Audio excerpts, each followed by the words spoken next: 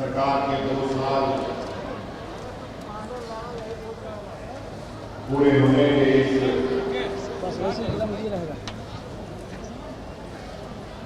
कार्यक्रम में बॉस आप लोग हमको काहे बेवकूफ़ बना रहे हैं यार। आपने बोला था सुबह में इंस्टॉलेशन हो जाएगा, अभी तक इंस्टॉलेशन नहीं करवाया। अच्छा होगा नहीं तो बताइए कैसे होगा, इसका कैंसिल कीजिए। ठीक है। राज्य के राज्यपाल महोदय आदरणीय श्री रमेश बैस जी, यहाँ उपस्थित दूसरे आदमी बोल रहे हैं बात प्रोग्राम में है, प्रोग्राम में है बात कर रहे हैं। विशिष्ट अतिथि के रूप में आदरणीय विश्वगुरु श्री सोरेन जी,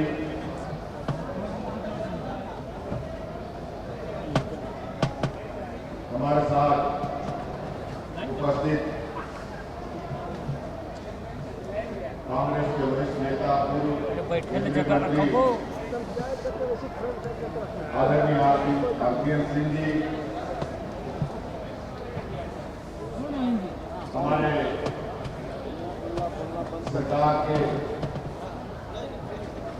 मंत्रिमंडल में हमारे साथ सहयोगी मंत्री आदरणीय आलमगीर आलम साहब,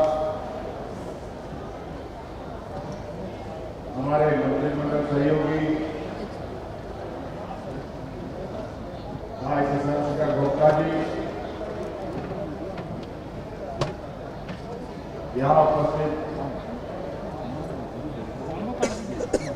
विधायक पूर्व मंत्री बंधु तिर्की जी, उपस्थित महाविधायक राजेश कच्छप जी, हमारे साथ उपस्थित राज्य के मुख्य सचिव ईश्वर सिंह जी,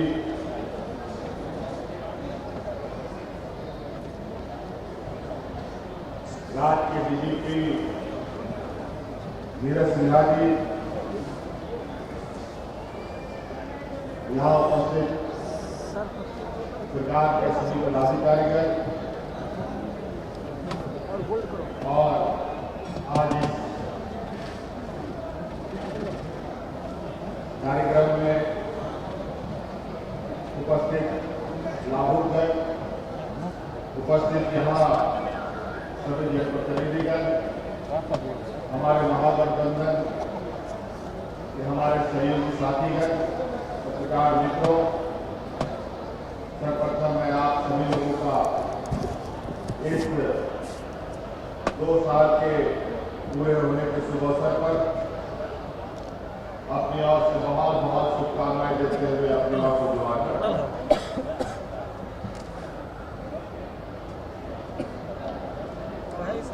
29 दिसंबर आज सरकार के पूरे 2 साल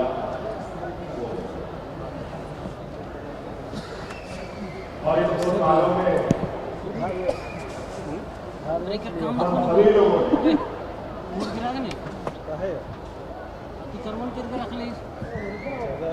कई चीजों को बहुत करीब से देखा, कई चीजों का अनुभव भी हम सब लोगों को मिला, चाहे वो ग्रामीण क्षेत्र के लोग हों, चाहे शहरी क्षेत्र के लोग हों, चाहे वो व्यापारी हो, चाहे वो राजनेता हो, चाहे वो छात्राएं हो, चाहे किसान हो, चाहे मजदूर।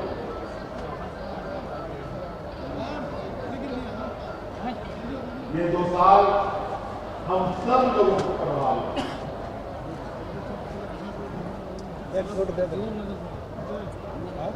और इन 2 सालों में तो लंबे समय तक लगभग पूरी दुनिया थम से गई थी।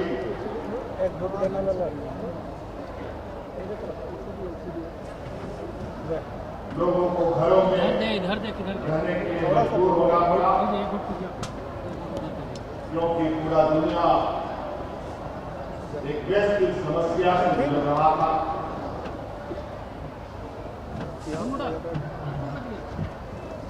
और उस वैश्विक समस्या का ना जान, ना पहचान, ना शक्ति, ना सूरत थी। और उसमें यही एक उपाय था कि सब लोग अपने अपने घरों में बंद रहें, तभी हम सुरक्षित रह सकते हैं कोरोना का समय। आज भी हमारे साथ साथ होगा, अभी भी ये खत्म नहीं हुआ और आज भी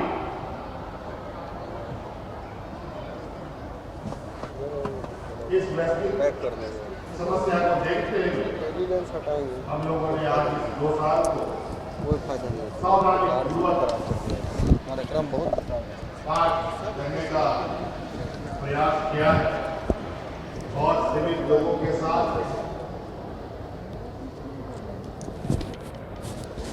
आंदोलन कार्यक्रम को संपन्न करने का।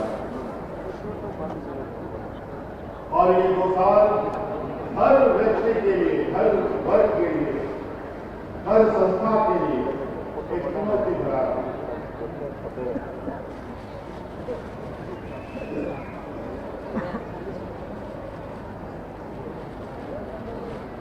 और जिस चीज की जिम्मेवारी जैसे जैसे होती है, 5 लाख का दे दिया यहाँ भी, पत्रकारों को 5 लाख का यहाँ भी दे दिया। किसी घर के विद्यास के ऊपर उसके घर को चलाने की जिम्मेवारी होती है। तो ठीक है, मजदूर को रोज मजदूरी करके अपने पेट पालने की मजबूरी होती है। बड़े छोटे मजदूर संस्थाएं, उद्योग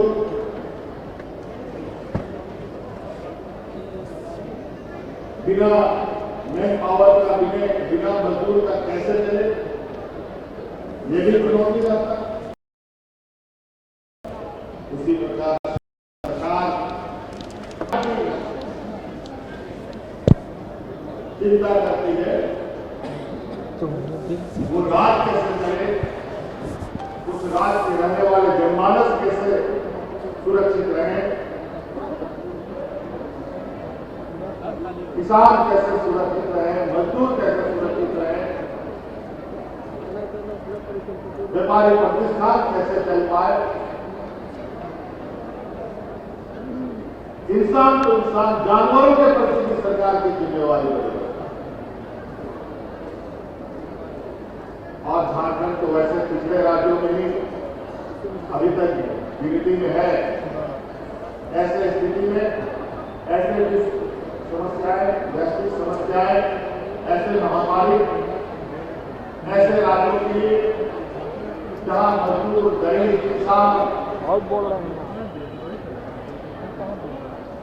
अधिक मात्रा में हो, उनके लिए ज्यादा बना।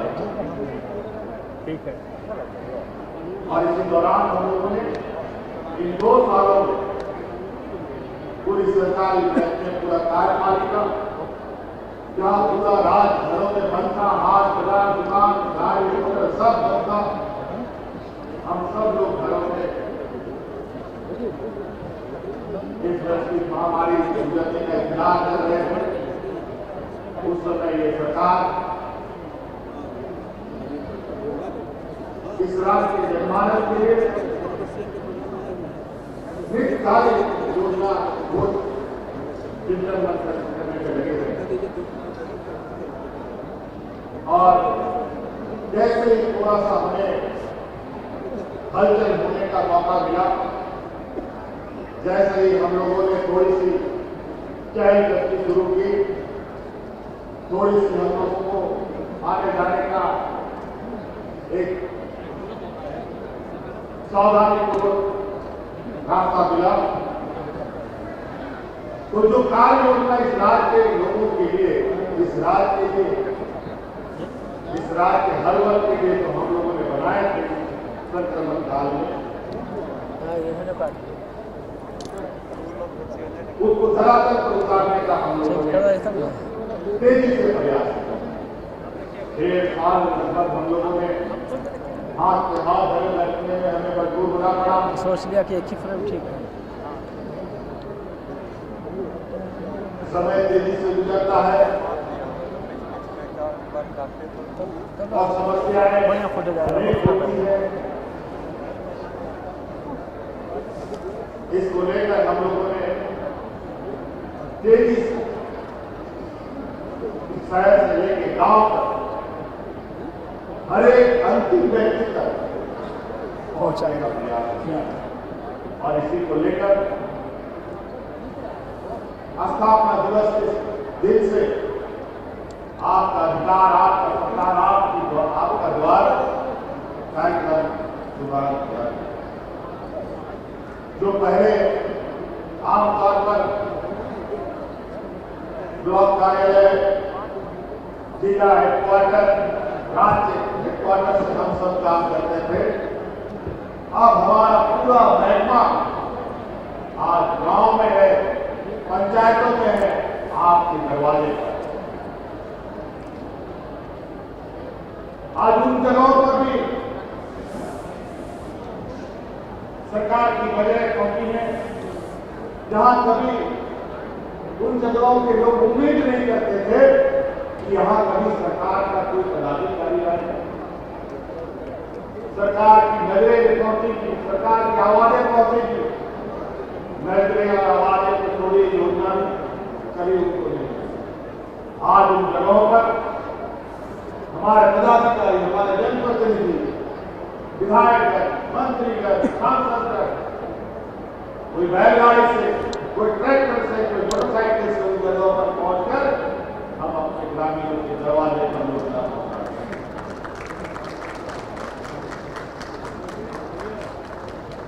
हमारे पूर्वताओं ने बहुत सारी बातें कही, मैं संक्षिप्त करने की कोशिश करूंगा बात। आज इस वर्ष से हम लोगों ने कई लोगों को, सांकेतिक लोग परिसंपत्ति आवाज।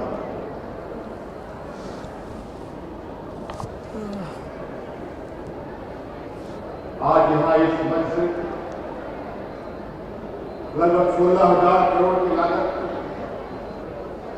1550 लगभग योजनाओं का शिलान्यास उद्घाटन किया गया आदरणीय राज्यपाल महोदय के द्वारा।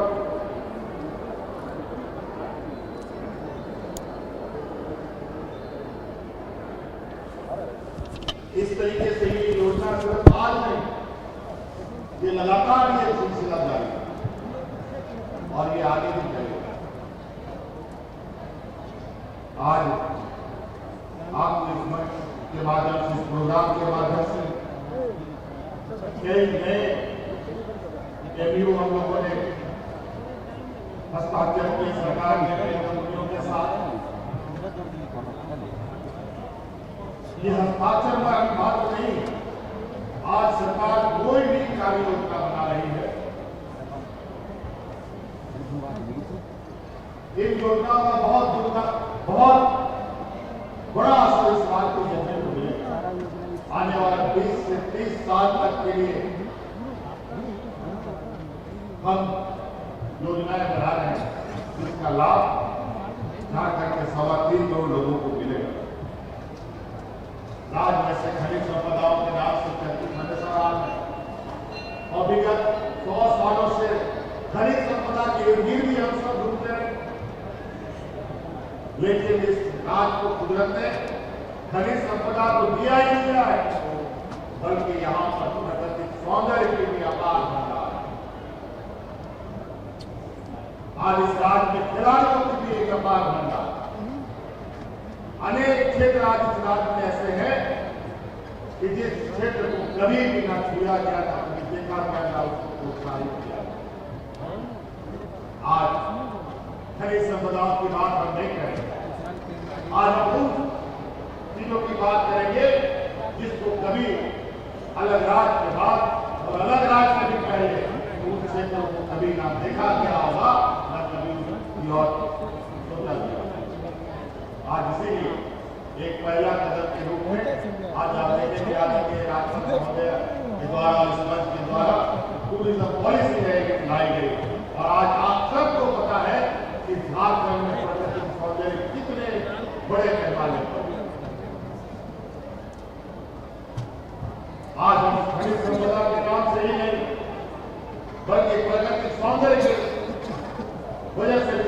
अपना जगह बनाते हैं। जिन जगहों को हम देखने के लिए लाखों रुपया खर्च करने के लिए जाते हैं, वो सभी चीजें हमारे इस राज्य के ऊपर, आज हिमालय के जंगलों में जो पेड़ पाया जाता है वो हमारे नेतरहाट के जंगलों में वो पेड़ पाया जाता है। जो चाय का बगान हम आसाम में देखते हैं, वो चाय का बगान भी हमारे इस राज्य का अवस्थित है, दुर्भाग्य से समाप्त कर दिया। लेकिन फिर से यह दिवस हो सकता है अगर हम सब इसको अंदर हम लोग आगे बढ़ा।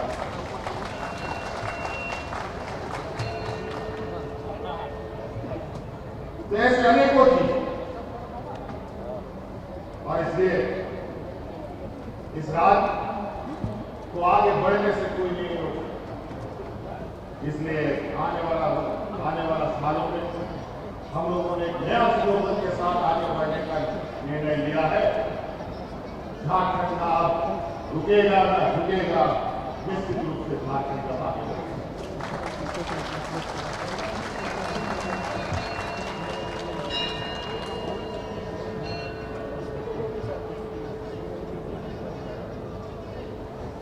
कई क्षेत्र में हमें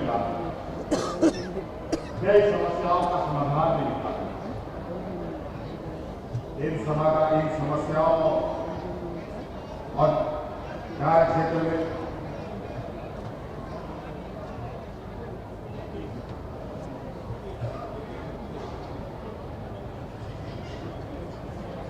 कई ऐसी चीजें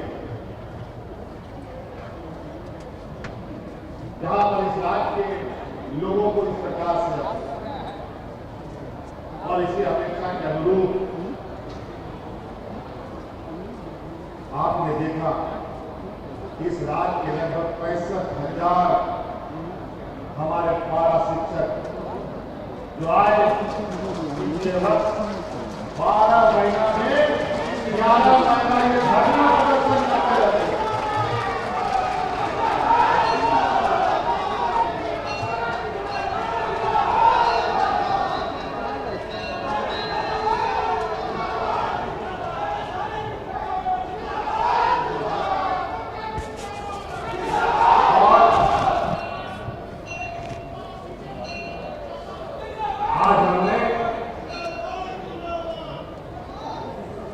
लगातार सरकार और विभाग के मंत्री उनके साथ विचार विमर्श करते हुए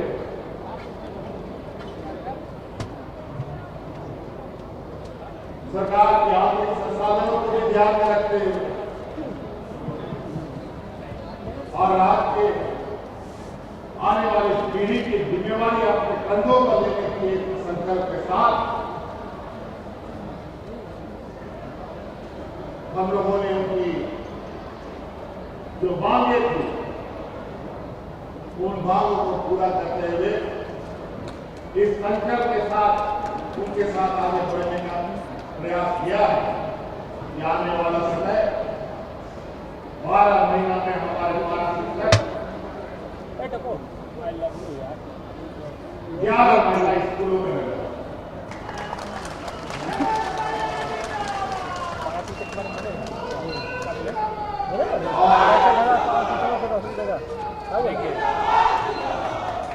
इसके लिए हमारे पारा शिक्षकों का जो 20 सालों से मांगे इनकी चली आ रही थी कि 60 वर्ष तक की नौकरी वो भी पक्का हो गया। 50% का वेतन वृद्धि ये भी आपकी मानी जाएगी। अनुकर्ताओं का ये भी हम आपके साथ हैं। जो आपकी सरकारी आवास की बात है वो भी हमारे चल रहा। ऐसे कई चीज आप विश्वास रखें, ये सरकार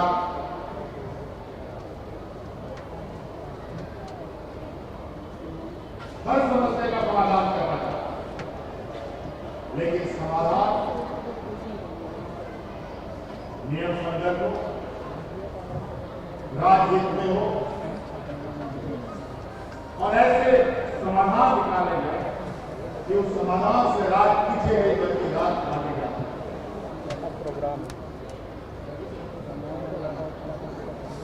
ये हम सब की जिम्मेवारी है। इसलिए हम जितने भी अनुबंध कर्मी हमारे राज्य में आंगनबाड़ी नर्स वगैरह बहुत सारे अनुबंध कर्मी लोग हैं जो अपनी मांगों को लेकर सड़कों पर समय समय पर आते हैं। हमें आपकी बात का संज्ञान है, आप चिंता न करें। सड़कों पर उतरने से समस्या समाधान नहीं होगा, वार्ता करने से समस्या का समाधान होगा। आप हमारे पास आइए, आपके साथ सरकार वार्ता करने के लिए तैयार है और आपकी समस्या का समाधान करेंगे।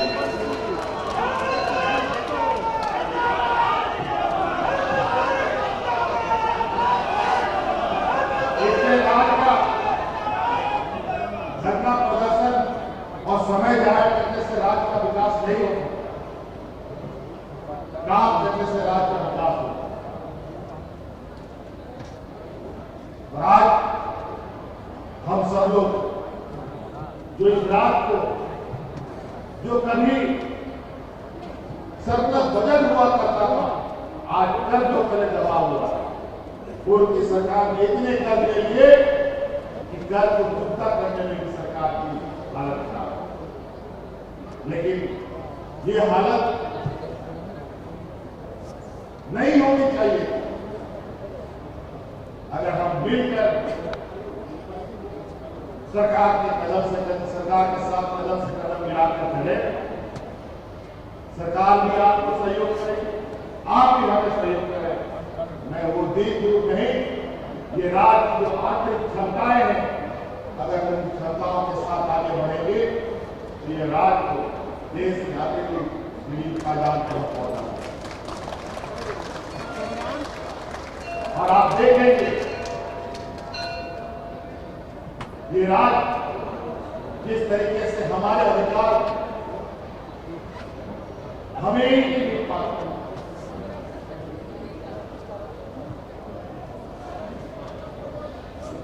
और इस राज्य की क्षमता ऐसी है कि अगर राज्य में अच्छी प्रबंधन, अच्छा और एक दूरगामी सोच के साथ और ईमानदारी सोच के साथ चले तो इस राज्य को भीख मांगने की जरूरत नहीं, बल्कि ये राज्य दूसरे राज्यों को फंडिंग करने की क्षमता है।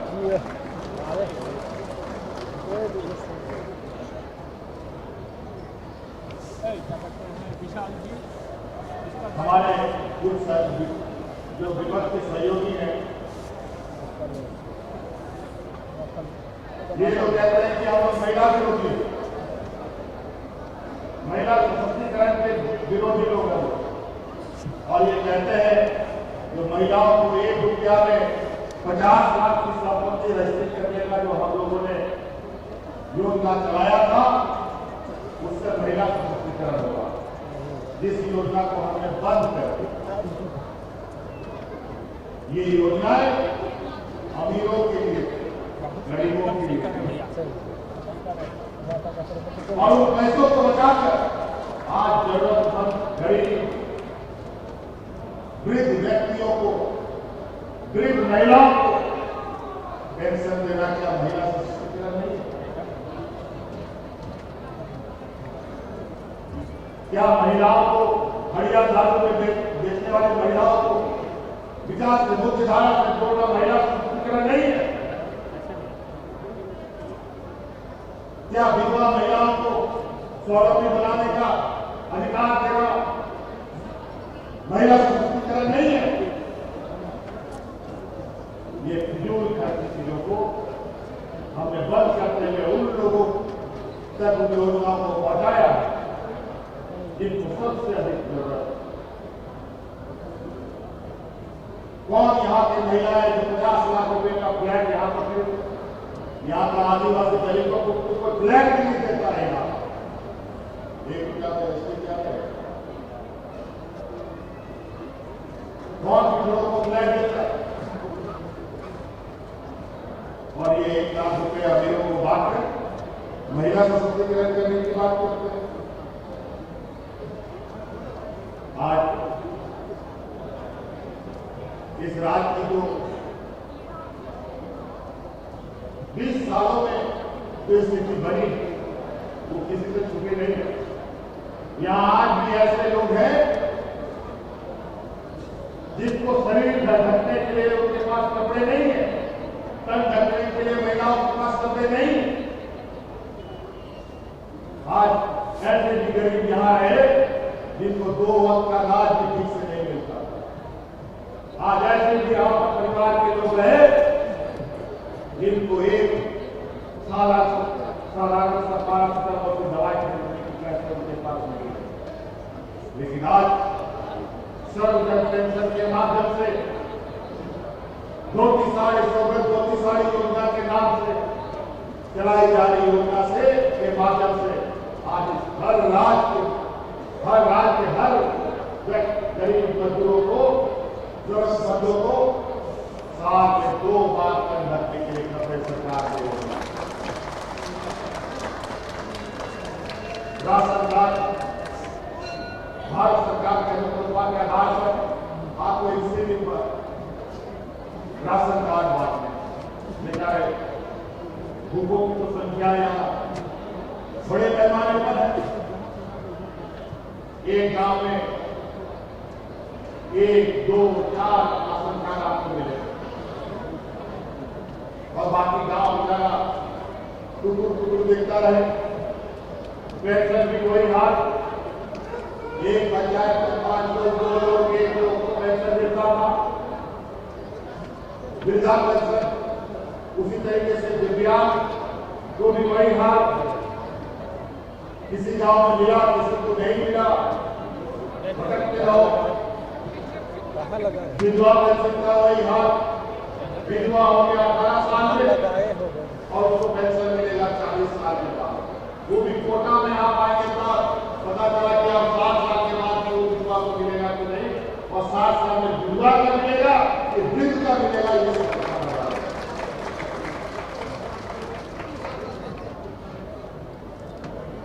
हमने प्रधानमंत्री जी से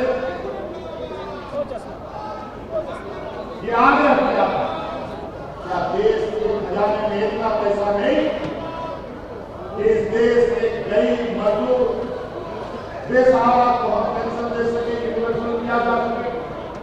कोई जवाब नहीं। यहाँ की गरीबी, यहाँ की बेवकूफी हालत इतनी बढ़ रही थी कि हमने ये निर्णय लिया कि अब इस पेंशन को सर्वजन किया जाएगा, यूनिवर्सल किया जाएगा, तो देश का ये इतिहास है।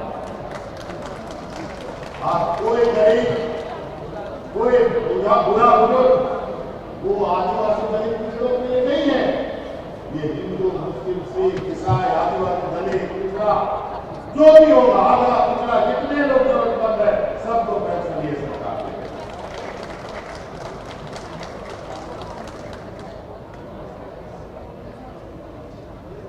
आज आप देखिए गांव में बूढ़े बुजुर्गों के चेहरे पर मुस्कान, दिव्यांगों के चेहरे पर मुस्कान। आज सरकार दिन और रात जगकर इस राज्य के लोगों की सेवा में लगा है। आपने तो खबरों में पढ़ा, आप लोगों ने व्हाट्सएप, फेसबुक, आपके सोशल मीडिया का हमारा चल रहा है, जो हमारे काम खींचने में भी पीछे नहीं है। लेकिन कुछ लोग आज भी सच्चाई को उजागर करते रहते हैं कि रात में 2 बजे की सरकार गरीबों के घर में जाकर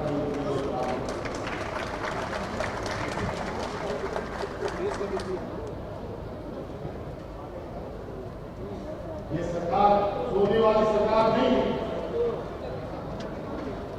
और हमें बोला जाता है कि जो वीडियो से जो काम करता है वो आजकल मुख्यमंत्री करते हैं या गरीबों का आपको हौसला क्या हमारा कर्तव्य नहीं हो, विभाग है ऐसे जो अच्छे कामों को भी नहीं बचा पाते। इसलिए आज कई चीजें हैं, अगर मैं बोलना शुरू करूं एक लाइन से तो बहुत लंबा फहरिस्त खड़ा हो सकता है। और आप सब लोगों को मालूम है ये राज भीख मांगने से नहीं मिला, ना तो प्रशासनिक दृष्टिकोण से मिला है, ये राज आंदोलन का होगा, ये शहादत का देश है। जैसे ये देश के अनेक लोगों ने शहादत दी तब ये भारत देश बना, उसी तरीके से अनगिनत लोगों का खून बहा तब ये झारखंड राज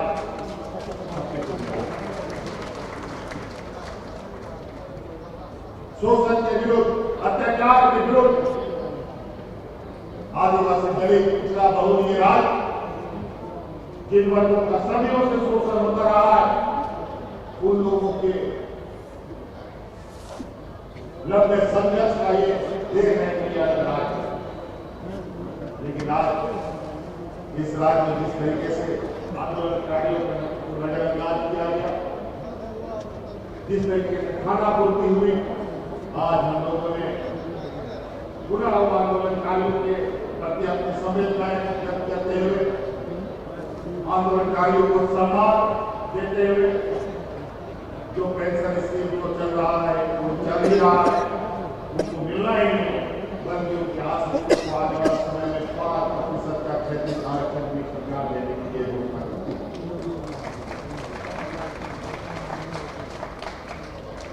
कई ऐसे हमारे सभी योजनाओं के बारे में लगभग हमारे आदरणीय मंत्रीगणों ने कही दिया और आप सब लोगों को लगातार इसकी जानकारी हम उपलब्ध कराते रहते हैं समय समय पर, कभी कैबिनेट के माध्यम से, कभी प्रेस वार्ता के माध्यम से, अन्य चीजों के माध्यम से। इसके अलावा यहाँ पर हमारे नौजवानों के लिए जो हमारे आने वाली पीढ़ी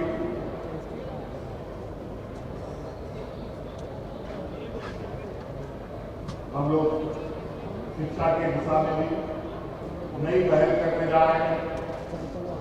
आज प्राइवेट स्कूलों के तर्ज पर बहुत तेजी से सरकारी स्कूलों में भी काम कर रहा है और जिस तरीके से आप डीपीएस और डीएवी में शिक्षा ग्रहण करते हैं यहाँ पर प्राइवेट स्कूलों में, आज हमारे सरकारी व्यवस्था में भी अगले सेशन से हमारा लक्ष्य है कि इन्हीं के संतुल्य हम अपनी सरकारी स्कूल बनाने जा रहे हैं और उसमें बच्चों का कार्य।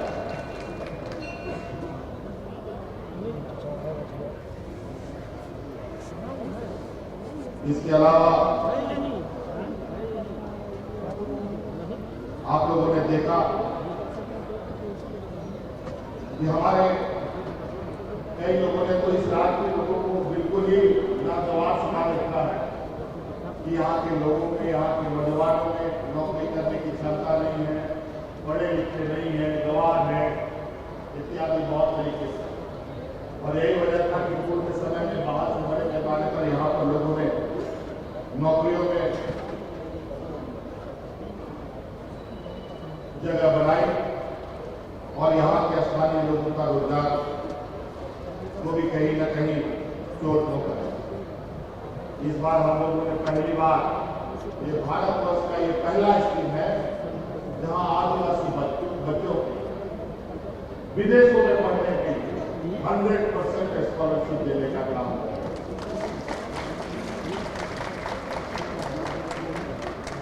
आज कौन इन बच्चों को, कौन इन समूह को आगे बढ़ाया, क्यों देश में ऐसे योजनाएं नहीं चलती? क्या विदेशों में इन बच्चों को पढ़ने का अधिकार नहीं? क्या ये विद्वान बच्चों के क्या बाबा भीमराव जैसे सोच के लिए इनको अधिकार नहीं, जो अपने हक अधिकार की लड़ाई मजबूती से लड़ पाए? आज इसीलिए इस सोच के साथ हमने एक प्रयोग किया था। हम लोगों ने यहाँ पर आदिवासी बच्चों को 100% स्कॉलरशिप पर पहला लाख में 6 बच्चों को विदेशों में भेजने का काम किया और निश्चित रूप से आने वाले समय में इस दायरा हम और बढ़ाएंगे और भी वर्गों को इस नई स्कीम के साथ जो होनहार छात्र हैं उनको जोड़ा जाए। और इसके लिए एक और हमारे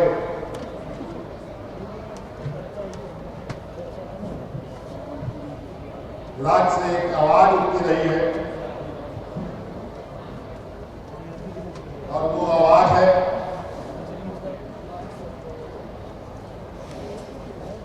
जो बहुत ही, वो भी अपने आप में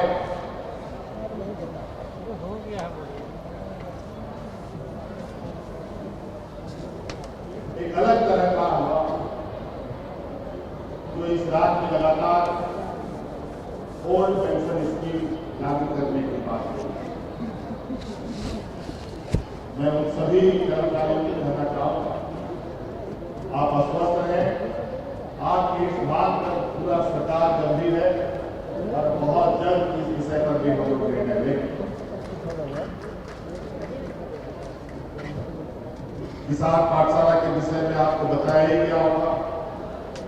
इसके अलावा कई ऐसी चीजें हैं जो मुझे लगता है कि अब समय के अभाव में बता पाना थोड़ा कठिन होगा। हम लोगों ने विगत 2 सालों में लगभग 28 से 30 योजनाएं गवर्नर को हम लोगों ने इस राज्य में यूनिवर्सिटी का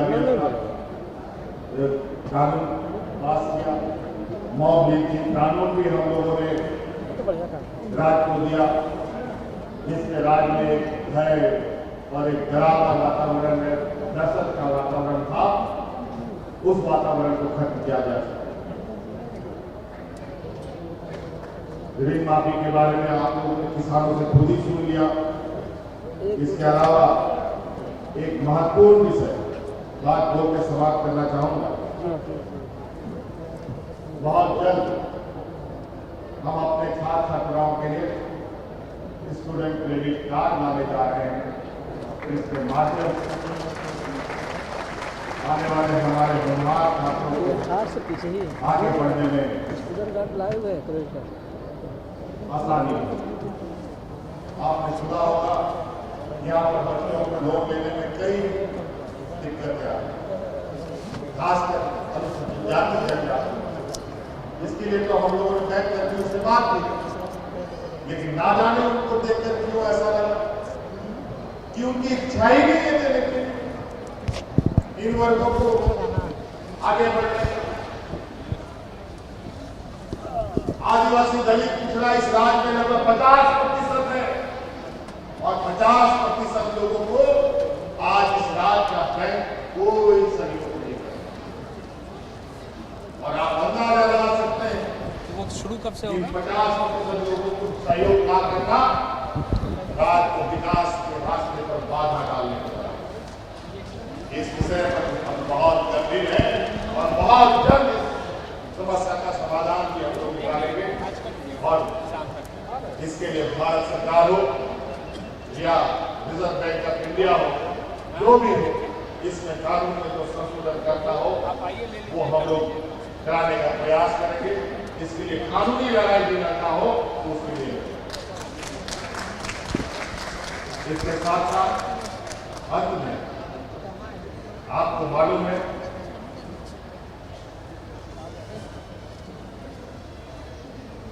देश में महंगाई किन स्तरों पर, और महंगाई का अगर हम लिस्ट टालना शुरू कर दें तो मुझे लगता है इस पंडाल में झालर उधर ऊपर तिरपाल ऊपर लगाने का जरूरत नहीं है। पूरा ढक जाएगा महंगाई से पूरा पंडाल। महंगाई अब धरती पे नहीं है, महंगाई अब चांद पे लगता है और इसका असर जहां लोग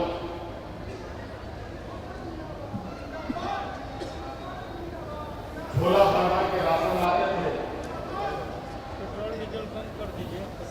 और सब्जियां लाते थे, अब वो प्लास्टिक के थैली में, छोटा छोटा थैली में सब्जियां और अनाज लेते हैं। आने वाला समय क्या होगा नहीं होगा कहना नहीं कह नहीं सकते। वैश्विक महामारी भी है, जिसका बहाना किसके ऊपर बढ़ दिया जाएगा कोई ठीक नहीं। आज आप लोगों ने देखा एक महिला को हम लोगों ने कोरोना काल में उसके जो परिजन है वो मर गए। उसको 50,000 का अनुदान राशि सरकार ने दिया और ये पहला ये घटना है। आज हाई कोर्ट, सुप्रीम कोर्ट, कई राज्यों में हाई कोर्ट राज्यों को पूछ रही है कि आप जो कोरोना काल में मारे गए उनको आप क्या मुआवजा दें, कोई करने वाला नहीं। लेकिन झारखंड की पहली सरकार है मुआवजा नहीं देना पड़ा।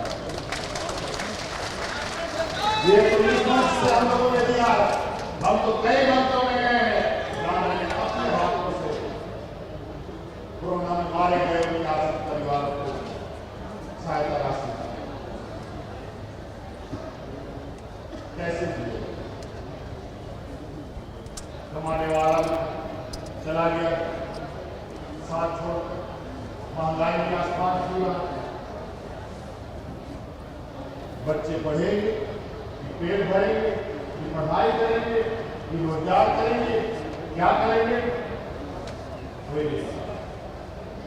इसीलिए हमने इस बार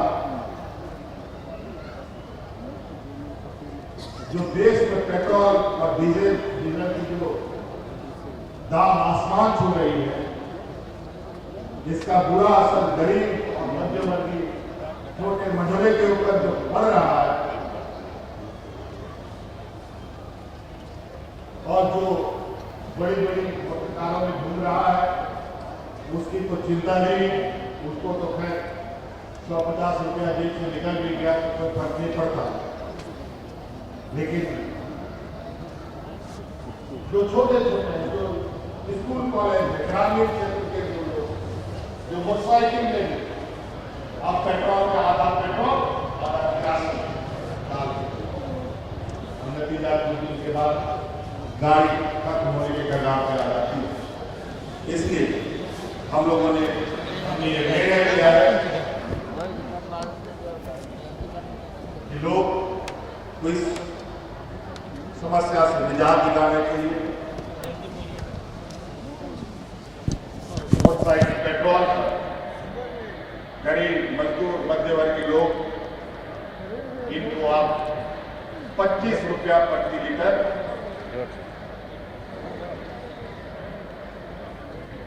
उनको राहत देने का घोषणा आज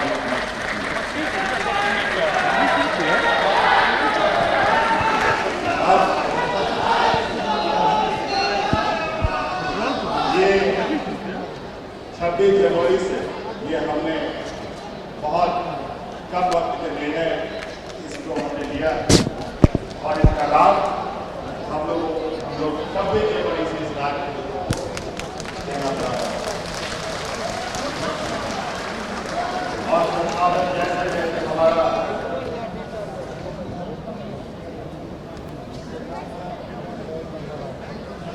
संसाधन बढ़ेगा उसके अनुरूप राज्य के लोगों को हम लोग राहत देने का काम करेंगे और जो भी हमारे संसाधन में आएगा वो राज्य के बीच में होगा।